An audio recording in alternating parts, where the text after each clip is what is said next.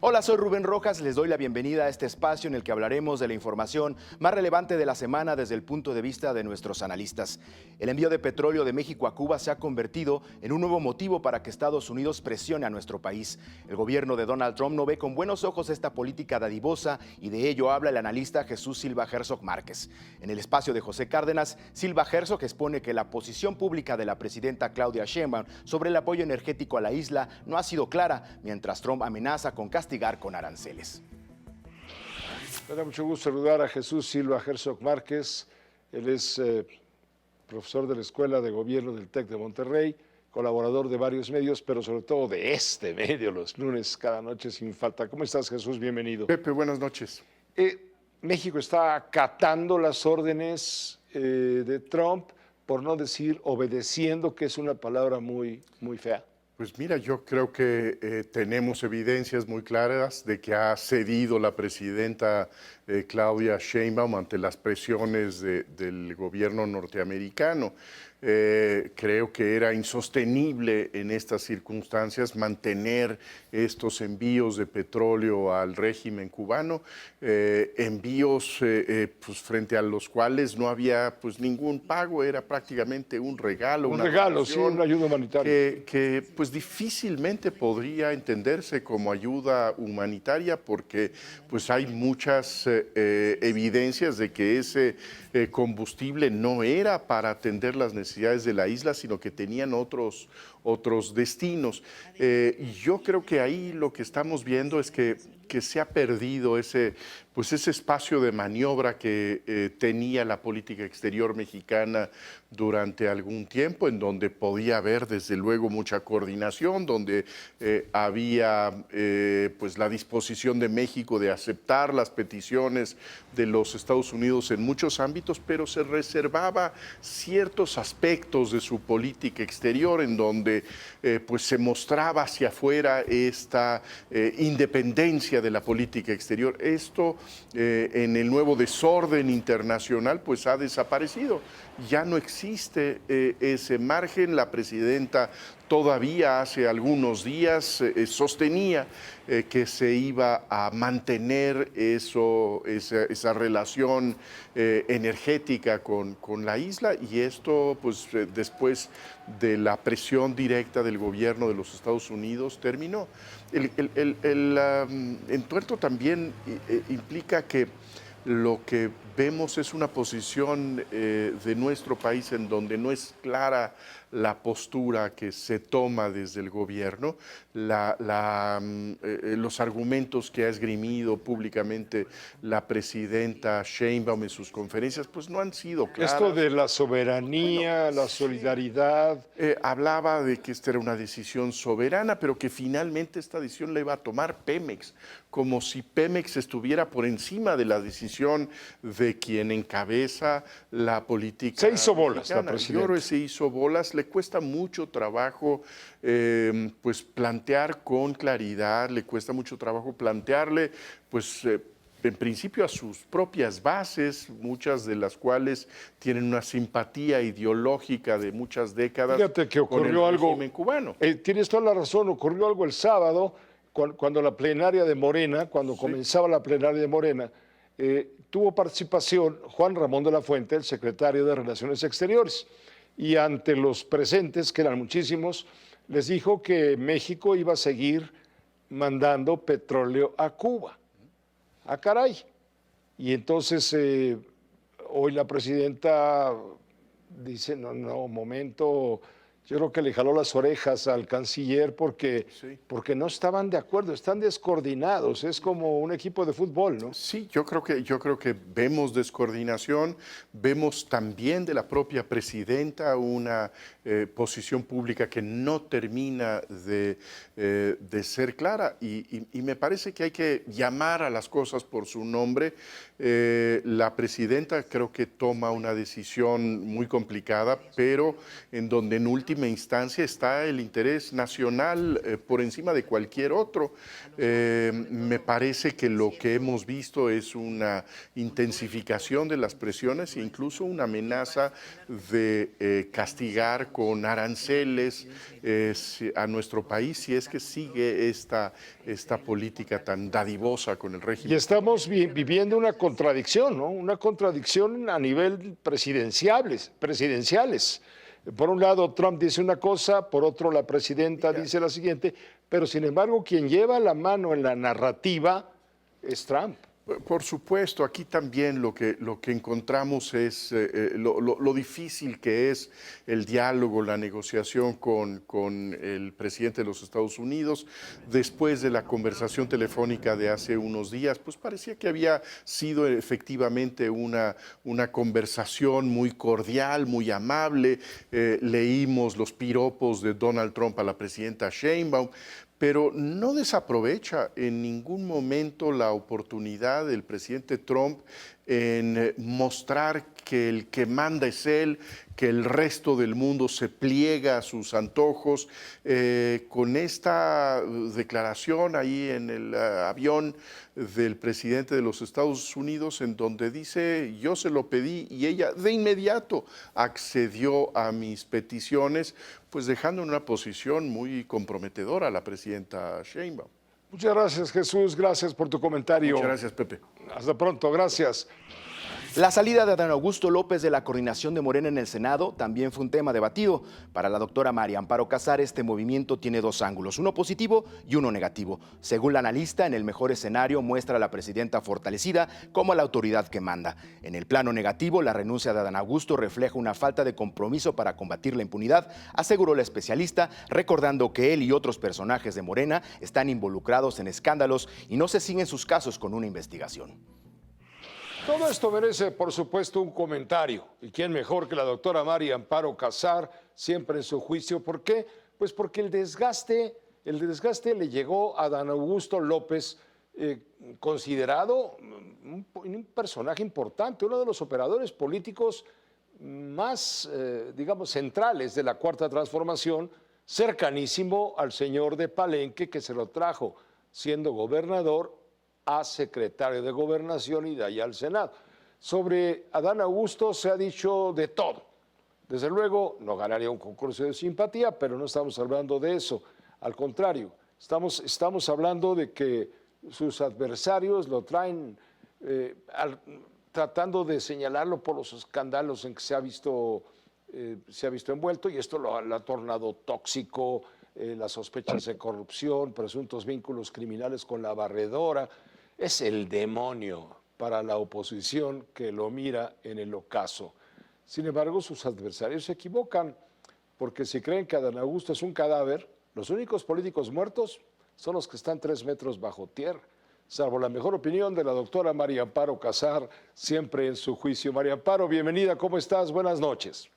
Muy buenas noches, Pepe. Bien dicho, uno no está muerto hasta que no está 3 metros bajo tierra. A ver, con respecto a esta noticia, pues yo veo dos ángulos, uno positivo, Pepe, uno negativo. Los dos creo que de consecuencias pues inevitables, pero inciertas. No tenemos todavía certeza que vaya a ocurrir. ¿Por qué digo que un lado positivo, Pepe? Porque finalmente creo que sí muestra la presidenta un cierto fortalecimiento, un cierto imagen de que está mandando. Adán Augusto López pues tenía dos características. Primero, no respondía a ella, respondía, como dijiste hace un rato, ya sabemos a quién, y está dañando seriamente bueno, pues al movimiento con todos los actos de corrupción que ha destapado la prensa, y está dañando también la imagen de gobierno de la presidenta Sheinbaum. Entonces, me parece que pues decirlo de alguna manera, este golpe en la mesa, es decir, aquí mando yo y deja el puesto porque ya no es conveniente, pues es una parte positiva. La otra, Pepe, la negativa. Finalmente, una vez más, la muestra de que de que hay una falta de compromiso para combatir la impunidad. No es el primer escándalo en el que se ve involucrado el senador Adán Augusto y muchos otros personajes, lo sabemos, lo hemos reportado aquí, de Morena, y en ningún caso, en ninguno, Pepe, digamos, han seguido su curso las investigaciones, las vinculaciones a proceso, etcétera.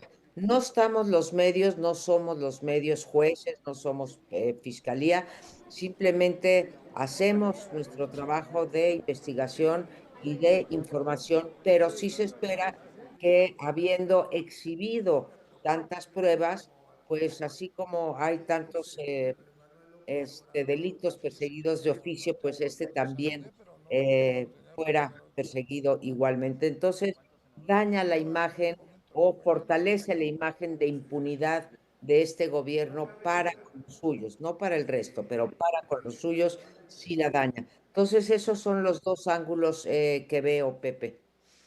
Pues sí, sin duda, además la cercanía de Adán Augusto López con Andrés López, el expresidente de la República, es indiscutible, era más que una amistad, era algo Hermano. muy cercano, una especie de hermandad. Si ahora lo mueven, lo enrocan o como sea, se va, pero no se va.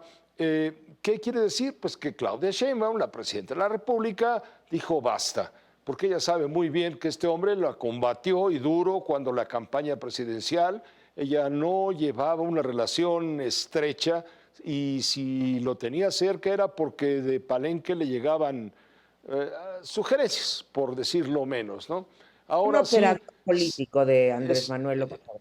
exactamente, y es uno de los hombres centrales en la política de la Cuarta Transformación, si tomamos en cuenta que desde Palenque se siguen enviando las señales. Y bueno, suponemos que en efecto se siguen enviando las señales y bueno, pues Adán Augusto fue un hombre, un gobernador poderoso, después fue un secretario de gobernación del expresidente y después, tal y como se había acordado, le iba a corresponder una de las dos coordinaciones, o la de senadores o la de diputados. Bueno, la de senadores porque supuestamente llegó en segundo lugar, pero estaba claro que no fue de la elección de Claudia Sheinbaum Pardo. Así que el hecho de que cuando menos lo haya podido sacar de la coordinación me parece una cuestión notable. Ojalá y de verdad ese compromiso que nos ha prometido una y otra vez a las ciudades mexicanas de que cero corrupción, cero impunidad, la ley se aplica igual para todos, pues sea cierto. Pero claro, como lo dejan, como tú dices, lo quitan, pero no lo quitan, pues por ahí no vemos mucha esperanza. Me gusta y quiero terminar con esta nota positiva que Nacho Mier, nunca se lo escuché yo a Adán Augusto, que quiera acercarse a la oposición, que diga que no se van a saltar ningún trámite legislativo y ojalá y esto ocurra como está ocurriendo también en la Cámara de Diputados con Kenia López Ramadán, ¿no? Que haya un acercamiento entre Claro. gobierno y oposición. Eso veo también positivo. Pepe, si es que lo vemos. Lo ves muy bien, muy bien. Gracias, gracias, doctora Casar, que estés de maravilla y hasta la próxima. Hasta el próximo martes, Pepe. Un gusto. Sin duda y sin falta, claro que sí. La maestra Alejandra Cuyen se centró en el informe mundial 2026 de Human Rights Watch, quien señaló al gobierno del expresidente Andrés Manuel López Obrador de haber llevado a México a un retroceso democrático. Cuyen considera que del reporte llama la atención a las acusaciones directas contra las autoridades, pues en el gobierno de López Obrador fue una constante la absoluta negación a los posibles abusos de autoridad. Esta noche la analista Alejandra Cuyen, la maestra Cuyen, habla del informe justamente de esta organización internacional Human Rights Watch sobre lo que dijo en torno a Andrés Manuel López Obrador, que ha sido, dice Human Rights, un horror. La organización señaló un retroceso democrático en su gobierno. Alejandra, buenas noches. Vamos directo. Qué gusto verte, querido ¿Cómo Pepe. estás? A ver, Saludos a Palenque. Saludos a Palenque y en este caso no con buenas noticias para él. Claro, él va a decir que tiene otros datos, pero me parece muy relevante ver este estudio de Human Rights Watch, al que prácticamente callaron a lo largo de los últimos 6 años. Hay que decir que López Obrador los sacó a Vivanco, que era el representante, casi lo trataba como una organización que estaba violando la soberanía nacional y que venía a hablar de México sin tener facultades, y desconoció todos los análisis en materia de derechos humanos que se hicieron tanto en ONU como en Human Rights Watch y organizaciones similares. Bueno, pero es que estorbaba su proyecto ideológico. No, bueno, no solo su proyecto ideológico, su forma de operar. Porque, Claro. mira, hay algunos datos, te voy a decir como los que me parece a mí que brincan más, porque son los que tienen que ver directamente con la actuación de las autoridades. Es decir, sabemos que hay crimen organizado, que el crimen organizado está descontrolado, que López Obrador usaba los abrazos no balazos, como no se hacía nada, el crimen organizado mataba más gente y generaba más violencia. Pero hay las acusaciones directas contra las autoridades. Por ejemplo, se habla de, en el reporte, 6,229 acusaciones penales por tortura, o sea, denuncias contra autoridades por casos de tortura, de las cuales hubo 82 que tuvieron un cauce penal y 10 que tuvieron una solución. Se habla de que 38% de aquellos presuntos delincuentes que confesaron un delito también dijeron haberlo hecho bajo tortura. Se habla de acusaciones contra el ejército que fueron, ahí sí, todas prácticamente se desaparecieron las investigaciones y el ejército nunca permitió, ni en tiempos de los 43 ni más adelante, que se hiciera prácticamente ninguna investigación cuando había acusaciones o de uso excesivo de la fuerza o de tortura o de este tipo de, digamos, abusos de autoridad. Yo sé que la señora Rosario Ibarra de Piedra considera que ahora sí la Comisión de Derechos Humanos atiende a la ciudadanía, solo que los datos ¿La qué? muestran... ¿La qué? Bueno, esa señora. No, es que Rosario Ibarra de Piedra, prefiero. existió una Comisión Nacional de los Derechos Humanos, me acuerdo. Ay, sí, que Hoy- la que se dedicaba a hacer las acusaciones. Exactamente. Y ahora, ¿esa comisión qué? No sabemos qué hace. Anuncios Los en el radio derechos porque tiene humanos anuncios. de Morena, no sé, ¿qué No, y protege? tiene anuncios y luego anuncia su Pero ¿cómo propia es posible que un propaganda.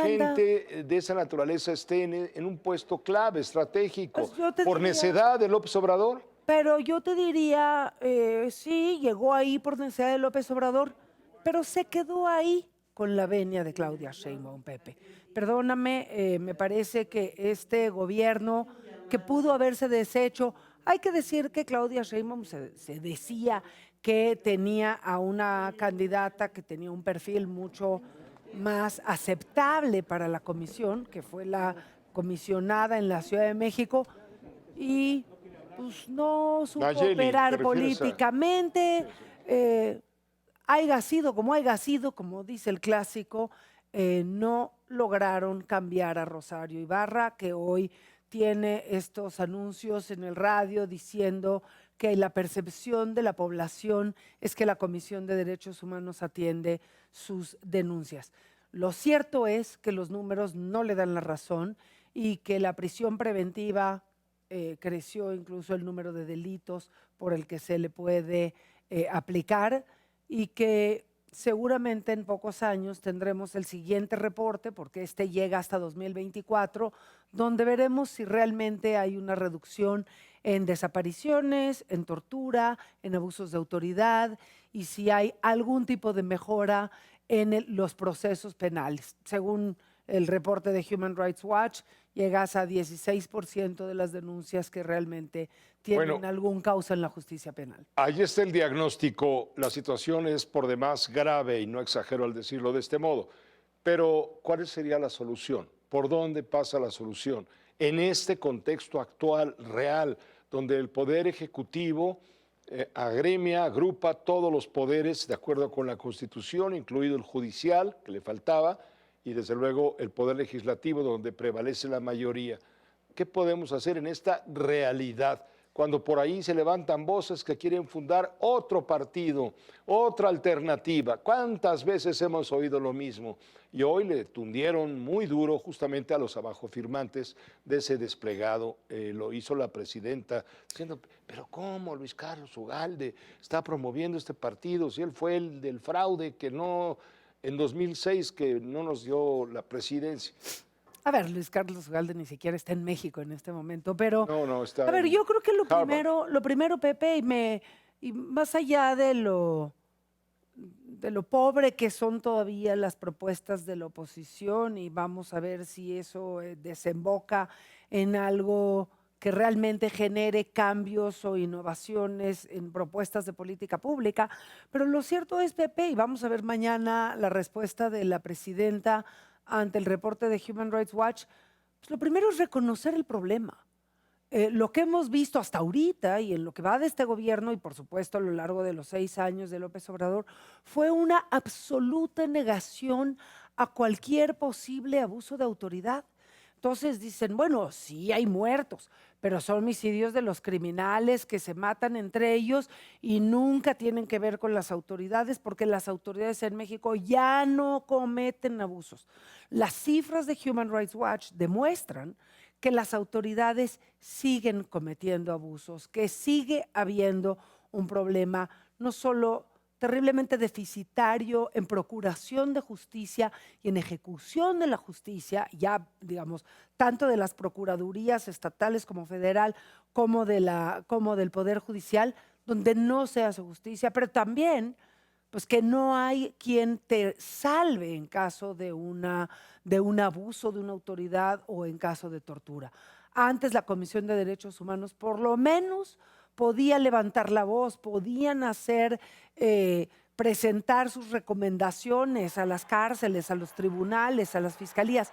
Hoy eso ni siquiera sucede porque la fiscalía niega cualquier acusación. Cuando ves lo que pasa a nivel local en Ciudad de México y Clara Brugada dice que es culpa de los medios, la percepción de la violencia, pues yo espero que no sea la respuesta que nos dé la presidenta mañana, Pepe. Es que bueno, Clara, para empezar, Clara no es Clara. Es oscura. Clara es oscura, pero bueno, ya hablaremos de eso más adelante. Vamos a ver qué dice la presidencia de la República en la mañanera. Ojalá reconozcan el problema, Pepe, porque solo a partir de reconocer el problema se van a poder empezar a definir políticas públicas serias para trabajar en esta materia. Gracias, Alejandra. Qué gusto verte como Muy siempre. buenas noches, gracias. El gusto es nuestro, por supuesto. Alejandra Cuyen. En su turno, Carlos Elizondo Mayer Serra tocó el discurso de la presidenta Claudia Sheinbaum en el aniversario de la Constitución de 1917. Para el analista, México tiene una nueva Constitución que ha generado una concentración de poder nunca vista y por la que se espera una mejor estrategia para enfrentar situaciones como la inseguridad. Elizondo reconoció que en su discurso del jueves 5 de febrero, Sheinbaum envió un mensaje al presidente de Estados Unidos, Donald Trump, fijando una vez más su postura ante una posible invasión o presiones del republicano. Desde su análisis, contrastan estas palabras con las acciones del gobierno de México, quien para complacer a su vecino del norte ha realizado prácticas cuestionables como enviar a criminales a territorio estadounidense sin que pasen por el proceso de extradición. Vamos al espacio de análisis. Esta noche con el doctor Carlos Elizondo Mayer Serra, profesor de la Escuela de Gobierno del TEC de Monterrey. Con él vamos a conversar del mensaje de la presidenta de la República en el aniversario de la Constitución en el Teatro de la República allá en Querétaro. Carlos, ¿cómo te va? Muy buenas noches. ¿Cómo escuchaste el mensaje? Saludos.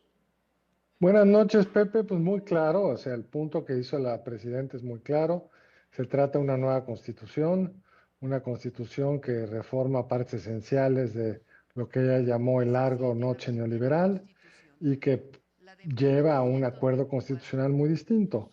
Un acuerdo donde sí hubo elecciones a los ministros, hubo elecciones al Poder Judicial, pero sabemos cómo se hicieron esas elecciones. Una una nueva constitución que ha generado una concentración de poder que no habíamos visto en México y que ahora pues, esperemos que se pueda usar para, por ejemplo, enfrentar de mejor forma el tema de inseguridad. Ha habido avances importantes en la materia. No menciona algunas de las otras reformas constitucionales que se hicieron, como impedir, prohibir los vaporizadores y los vapeadores. Pone un gran énfasis a la reforma en materia energética, que yo creo que es claramente un cambio de fondo, aunque tiene como gran tema el que vamos a ver si realmente rinde los frutos que prometió. E interesante que en el mismo evento se haya hablado finalmente de la reforma electoral, Pepe, de cambios de fondo que no habíamos visto antes. Aceptar que no se van a mover los diputados de representación proporcional. Sí, los plurinominales, eso adelantó el propio Ricardo Monreal. Pero volviendo al mensaje presidencial, llama la atención y lo destacábamos en las cabezas periodísticas. México no se dobla, no se doblega absolutamente ante nadie. Ese mensaje, ¿crees tú que llevaba o a lo mejor es mi imaginación, llevaba un destinatario que vive en el 1600 de la avenida Pensilvania, en la ciudad de Washington? Pues mira, creo que no eres tan imaginativo. Creo que es evidentemente para quien va dirigido. El tema es que Trump fue inusualmente, nunca había visto yo a un presidente de Estados Unidos que se refiriera de la forma que se refirió a la invasión de Estados Unidos, al aniversario del Tratado de Guadalupe Hidalgo, esta cosa de reiterar que nos habían quitado la mitad del territorio, pues obviamente obligó a la presidenta, y lo hizo bien, a ser clara respecto a cuál es su posición en lo que concierne a una posible invasión o una presión desde los Estados Unidos. El problema es que en la práctica, pues, en la práctica ha estado permanentemente cediendo ante peticiones que no se cedían antes. En particular, es muy inusual que se manden criminales sin haber pasado, por ejemplo, el proceso de extradición. Pero que hay que mandar a los que no podemos ni debemos estar alojando en México, pero hay que cuidar las formas jurídicas. Ha habido todos estos incidentes poco claros, como la captura del canadiense, supuestamente entregado, así, él mismo se había entregado frente a la embajada de Estados Unidos, en la vieja embajada de Estados Unidos. O sea, hay como mucha presión por parte de Estados Unidos y la presidenta está obligada a salir con un discurso de este tipo.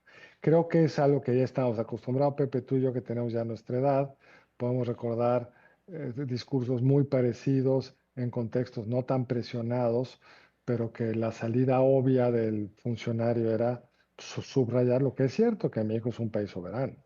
La energía del discurso presidencial, ¿consideras tú que era para nosotros, es decir, para el interior y sobre todo para el grupo en el poder, para Morena, más que para mandarlo al exterior?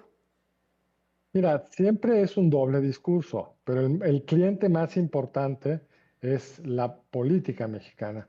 Hay este magnífico libro que alguna vez comentamos, Pepe de Solar Loaesa, que se llama A la sombra de la superpotencia, que analiza la política exterior del México de la posguerra. Veníamos de una revolución de izquierda, en una lógica muy nacionalista, conflictos de muchos tipos con Estados Unidos, la nación del petróleo, muchos otros temas. Entonces los presidentes mexicanos tienen un discurso también muy nacionalista y Soledad encuentra algunos cables donde después de que un presidente hablaba muy fuerte en contra de Estados Unidos, les mandaba ahí una nota, una llamada telefónica, no te preocupes, es para consumo interno.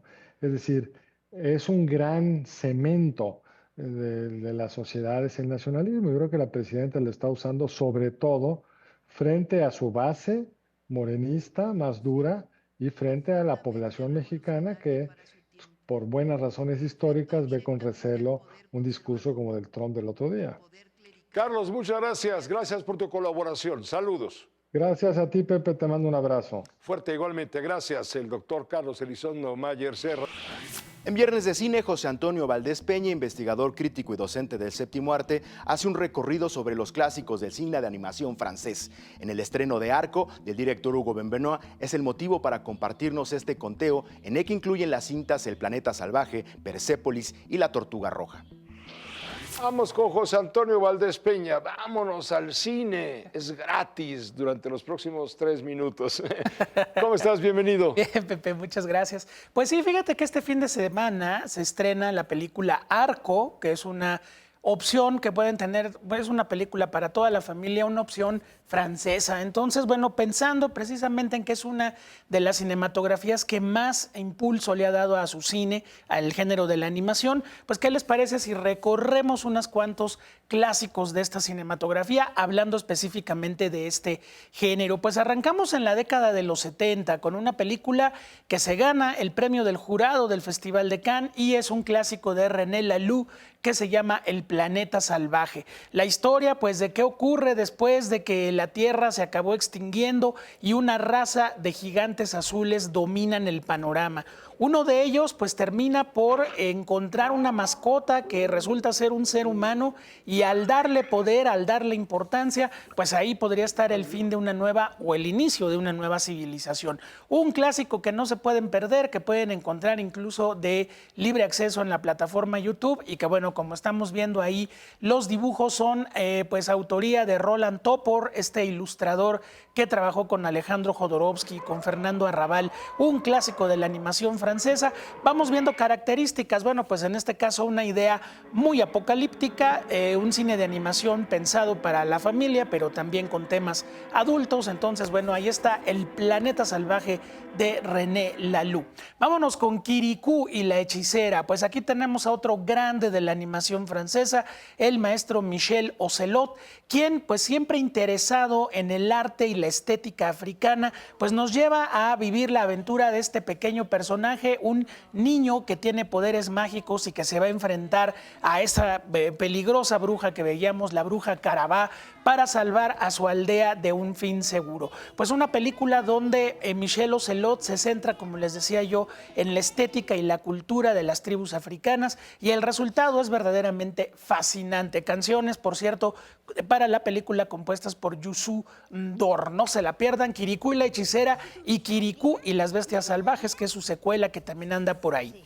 Las trillizas de Belleville de Sylvain Chomet pues nos llevan a hablar de otro gran realizador de animación francesa. En este caso, la historia de un niño que solamente fue feliz desde niño hasta la vida adulta moviéndose en su bicicleta. Cuando entra a competir en la Tour de France lo secuestran unos gángsters y entonces la abuela tendrá que apoyarse en un trío de cantantes muy extrañas que son las famosas trillizas de Belleville, que la van a ayudar a recuperar a su nieto y que su nieto gane el Tour de France. Pues una película preciosa con una estética verdaderamente delirante y un gran trabajo de Sylvain Chomet. Vámonos con Persépolis, pues una película de Marjane Satrapi, donde ella misma lleva a la pantalla en animación su propia novela gráfica, pues una historia autobiográfica, Pepe, de cómo ella pues pasó de ser una niña que le gustaba el rock y le gustaba la libertad a entrar en la oscuridad del régimen de los ayatolas. Pues una película que se ha ido convirtiendo en un clásico de culto, donde pues sobre todo vemos una personalidad rebelde que se tiene que enfrentar a un régimen que todo lo contrae, que todo lo restringe. Entonces, no se la pierdan. También Persépolis es otro gran clásico del cine de animación de producción francesa. La Tortuga Roja de Addison DeWick, pues bueno, nos lleva a una película filmada sin diálogos, en la cual asistimos pues a las aventuras de un náufrago que, estando en una isla desierta, incomunicado totalmente del mundo, pues su relación con una tortuga roja que tiene también poderes místicos lo va acercando a la trascendencia espiritual. Un ejercicio como los que hemos visto en años recientes, donde no hay un solo diálogo, es solo imagen y música, y bueno, los resultados suelen ser no solamente muy bellos visualmente, sino también espiritualmente trascendentes. Y llegamos a Arco, pues la película que se estrena este fin de semana, dirigida por Hugo Bienvenu, nominada al Oscar en la categoría de mejor largometraje de animación. Y bueno, pues otra vez jugamos con la idea del apocalipsis. En este caso, pues un niño que viene de una sociedad del año 3000, que por una travesura viaja al pasado y bueno, se hace amigo de una niña, Iris, que lo va a tratar de ayudar a que regrese a su tiempo. a su época. Pero el mundo donde vive Iris es un mundo que está prácticamente desahuciado, lleno de incendios forestales, de contaminación y de cambio climático. Entonces, ¿por qué hablamos en particular de la animación francesa, Pepe, en este tono? Porque pues estamos hablando de películas que, si bien están pensadas para un público familiar y también muy pensadas para un público infantil, pues las películas tienen una cantidad de temas, valores y estética mucho más interesante en muchas ocasiones que muchas de las propuestas que a veces Hollywood nos pone de verdad en la mesa y no deja oportunidad a nadie más. Bueno, pues aquí pueden ver un gran filme de animación francés, Arco de Hugo Bienvenu, este fin de semana nominada al Oscar, y pues bueno, aquí pues, este pequeño viaje por algunos clásicos, algunas obras importantes de esa animación al estilo francés. Pues nos has llevado a un recorrido maravilloso por el mundo de la fantasía, Sí. del cine animado, Así es. que a veces cometemos el error de maljuzgarlo o de considerarlo inferior, Exacto. y cuando en realidad estamos viendo obras de arte también Así es. bien como las que acabas de mostrar. Gracias por Gracias la a ti, lección Pepe. de Muchísimas cine. gracias. Un abrazo. Gracias, Gracias a todos. José Antonio Valdés Peña. Recuerde seguirnos a través de nuestra multiplataforma. Soy Rubén Rojas. Hasta pronto.